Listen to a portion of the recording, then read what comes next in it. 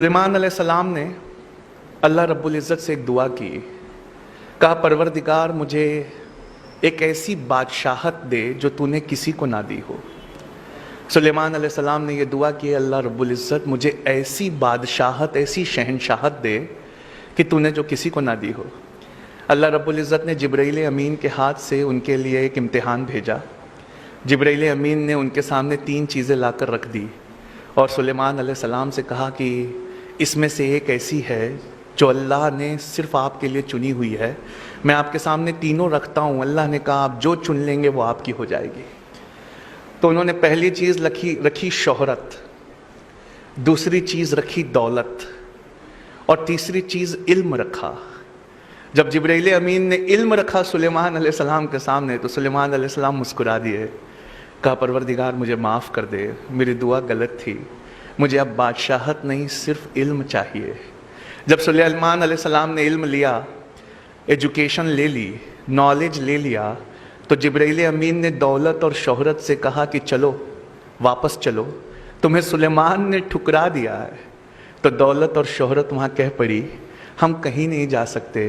हमारे रब ने जब हमें बनाया था तो ये हुक्म दिया था कि ए दौलत, ए शोहरत, जहां जहां इल्म या एजुकेशन जाए उसके पीछे पीछे चली जाना। सुलेमान ने इल्म या एजुकेशन मांग कर हमें मांग लिया है। यह इंटरनेशनल मॉनेटरी फंड की रिपोर्ट है मेरे सामने, वो कहती है 70% of Muslims in South Asia, South Asia मतलब Pakistan, India, Bangladesh, 70% of the Muslims in South Asia, they earn less than $2 a day. उनकी रोज़ाना की आमदनी $2 से कम है। आप सोचिए, एक पढ़ाई छोड़ देने से हमने क्या क्या छोड़ दिया।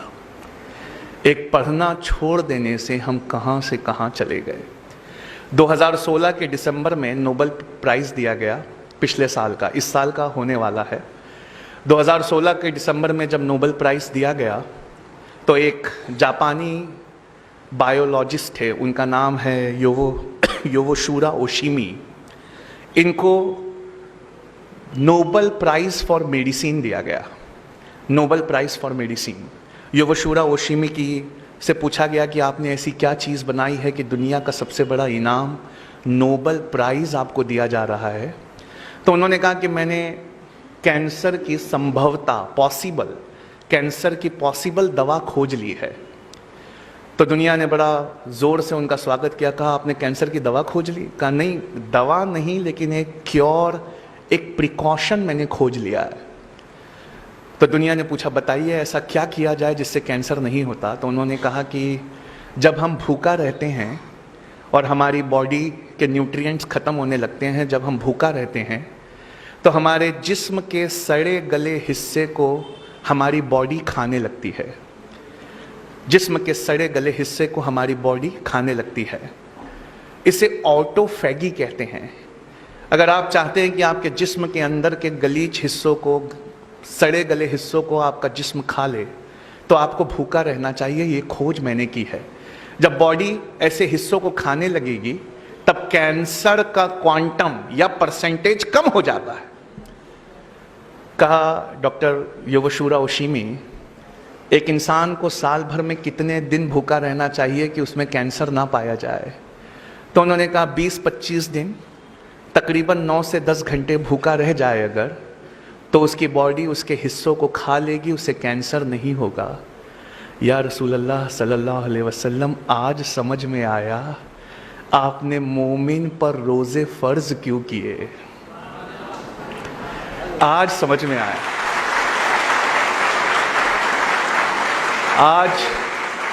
आज ये बात समझ में आई कि क्यों कुरान ने कहा कि रोज़े ना छोड़ना। हम तो इसलिए रोज़े रखते हैं क्योंकि हमारे अल्लाह का हुक्म है। हम तो रोज़े इसलिए रखते हैं क्योंकि हमारे नबी पाक का हुक्म है। लेकिन आज समझ में आया कि इस हुक्म में कौन सी रहमत छुपी हुई है। योवोशूरा ओशिमी को दुनिया का सबसे बड़ा प्राइज़ दिया गया ऑटोफैगी के लिए।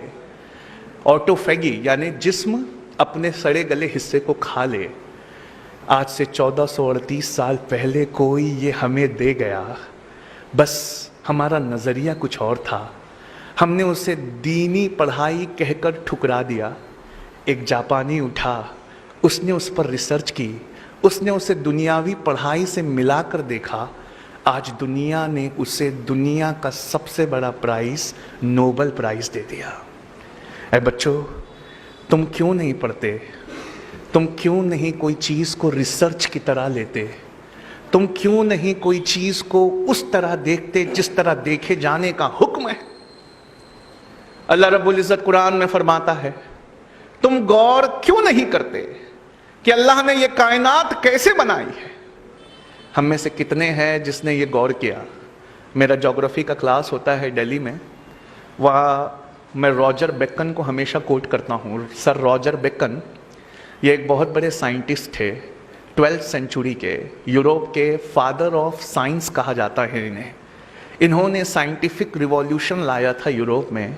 अब मैं इनका एक बहुत प्यारी चीज़ आपको सुनाता हूँ। सर रॉजर बेकन कहते हैं, बेशक थोड़ा साइंस और थोड़ी फिलॉसफी हमें अल्लाह से दूर ले जाती है। थोड़ा साइंस और थोड़ी फिलॉसफी हमें ईश्वर या गॉड से वो दूर ले जाती है, पर बहुत सारा साइंस और बहुत सारी फिलॉसफी हमें खुदा के बेहद करीब ले आती है। अगर मैं आपसे पूछूं कि क्या अल्लाह है, तो आप में से अक्सर और बेशतर लोग कहेंगे हाँ है। पर अगर मैं आपसे दूसरा सवाल करूं, उसका क्या सबूत है कि अल्लाह है, तो आप कहेंगे बहुत सारे लोग ये ईमान का मसला है, हमारा ईमान मजबूत है। लेकिन अगर कोई मुझसे पूछे कि अल्लाह है, इसका क्या सबूत है, तो मैं कहूँ कि ये सबूत तो इसी टेबल पे रखा हुआ है। कहा कैसे? 7th स्टैंडर्ड में टीचरों ने पढ़ाया था साइंस की क्लास में, 7th ग्रेड में, ऑक्सीजन सपोर्ट्स बर्निंग। ऑक्सीजन जलाने में मदद करता है। आपने वो एक्सपेरिमेंट किया है ना, कैंडल वाला? एक कैंडल को रखिए, आग लगाइए, उसके ऊपर कुछ ढक दीजिए, जब ऑक्सीजन खत्म होगा तो कैंडल भी बुझ जाएगी। तो ऑक्सीजन सपोर्ट्स बर्निंग। और नासा से पूछा कि कौन सा फ्यूल यूज़ करते हो अपने रॉकेट्स में, रॉकेट में ऐसी कौन सी चीज़ यूज़ करते हो कि रॉकेट आसमान में चला जाए? तो वो कहते हैं हाइड्रोजन। कहा hydrogen is the most combustible substance on earth. Hydrogen bomb भी दुनिया के सबसे ताकतवर बॉम्ब में से एक होता है। यानी एक अति ज्वलनशील है, एक जलता ऐसे है कि रॉकेट को ले जाए या पूरा का पूरा टाउन बर्बाद कर दे, हाइड्रोजन। और एक भड़काऊ है, ऑक्सीजन। एक जलाऊ है, एक भड़काऊ है। अल्लाह ने कहा कुन फयकून हो गया, H2O हो गए। दो भड़काऊ एक जलाऊ जब एक साथ आए तो बुझाने का काम कर रहे हैं। H2O क्या है? 2 हाइड्रोजन है, एक ऑक्सीजन है। क्या हमने कभी अपने पानी को इस नजरिए से देखा है? क्या हमने उसमें कभी अपने रब की रबूबियत को तलाश किया है?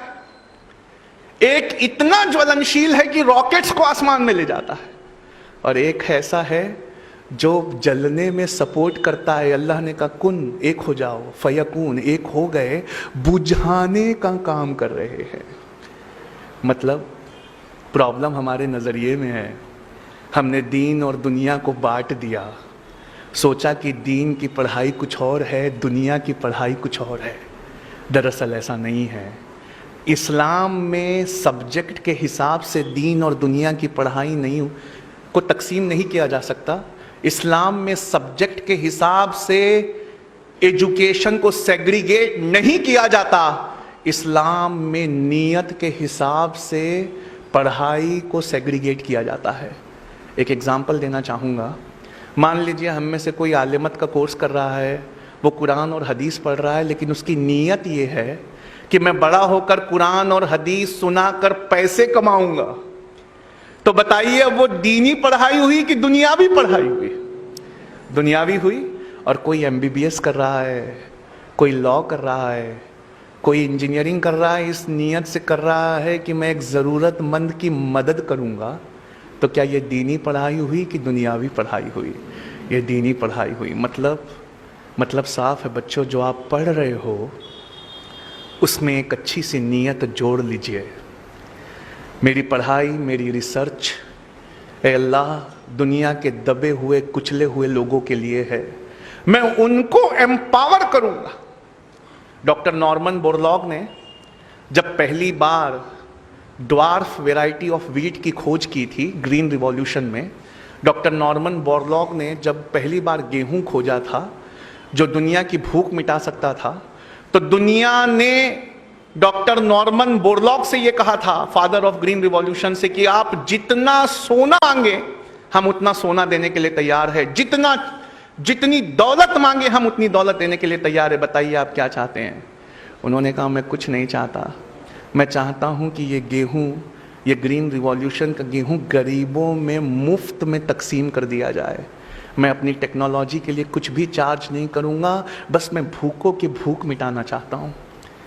क्या आज़म कैंपस में आज कहीं किसी बेंच पर एक डॉक्टर नॉर्मन बोरलॉग बैठा है क्या? क्या आप में से किसी एक के दिल में ऐसी नीयत है क्या कि मैं अगर दुनिया में कुछ बहुत अच्छा पाया तो मैं वो इस दुनिया के लिए छोड़ जाऊंगा? आपकी नीयतें हैं जो अल्लाह के सामने आपके हिसाब में मदद करेंगी।